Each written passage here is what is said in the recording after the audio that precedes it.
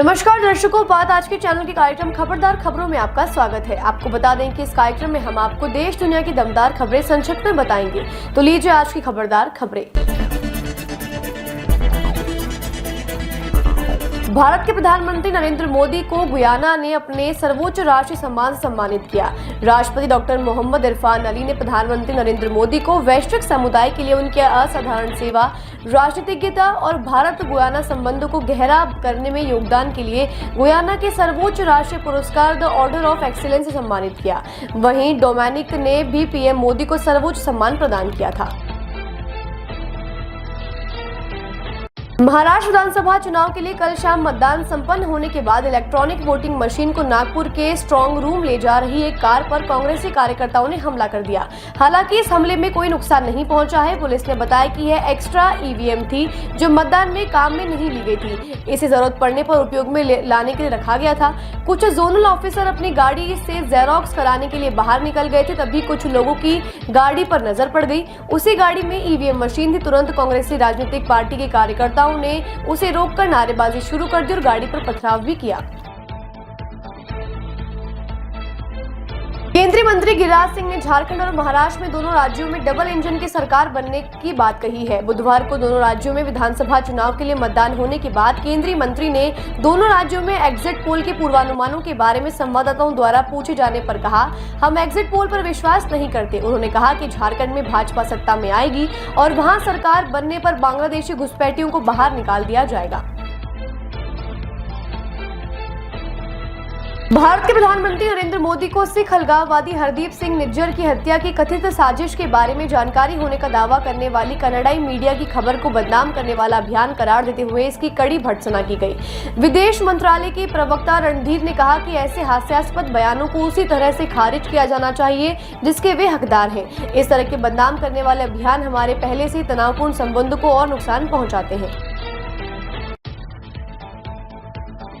सूत्रों के अनुसार अलीगढ़ के टम्पल थाना इलाके में यमुना एक्सप्रेसवे पर बुधवार देर रात करीब 1 बजे ट्रक और डबल डेकर बस की टक्कर हो गई।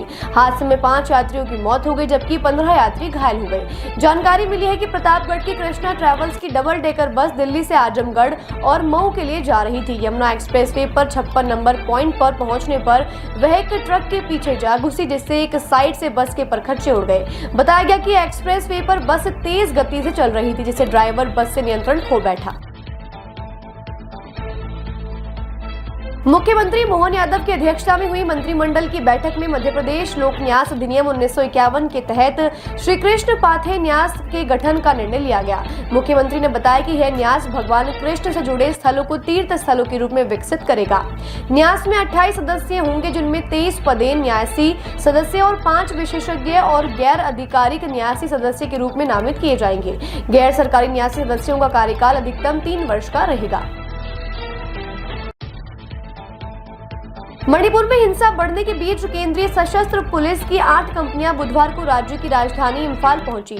इससे पहले मंगलवार को केंद्रीय सशस्त्र पुलिस बल की 11 कंपनियां पहुंची थी, जिन्हें राज्य के संवेदनशील और सीमांत इलाकों में तैनात किया जाएगा। केंद्र ने हाल ही में मणिपुर में केंद्रीय सशस्त्र पुलिस बल की 50 नई कंपनियां तैनात करने की घोषणा की थी।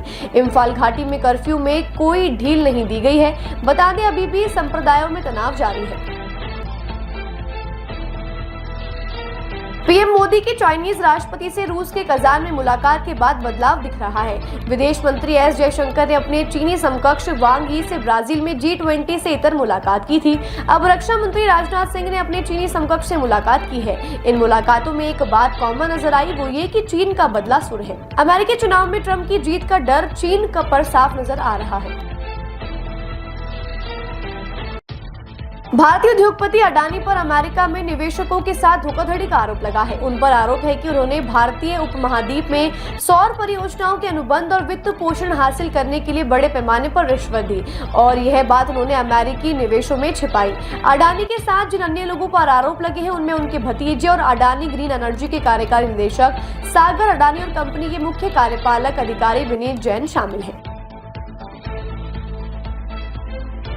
दिल्ली विधानसभा चुनाव 2025 की तैयारियों को लेकर आम आदमी पार्टी पब्लिक अफेयर्स की बैठक अरविंद केजरीवाल की अध्यक्षता में हो रही है। बैठक में विधानसभा के उम्मीदवारों की पहली सूची सहित कई अहम फैसले होने हैं। शाम तक उम्मीदवारों की पहली सूची जारी कर दी जाएगी। इससे पहले आपकी पैक की बैठक 16 सितंबर को हुई थी, जब केजरीवाल तिहाड़ से बाहर आए थे और सीएम पद से इस्तीफा दिया था।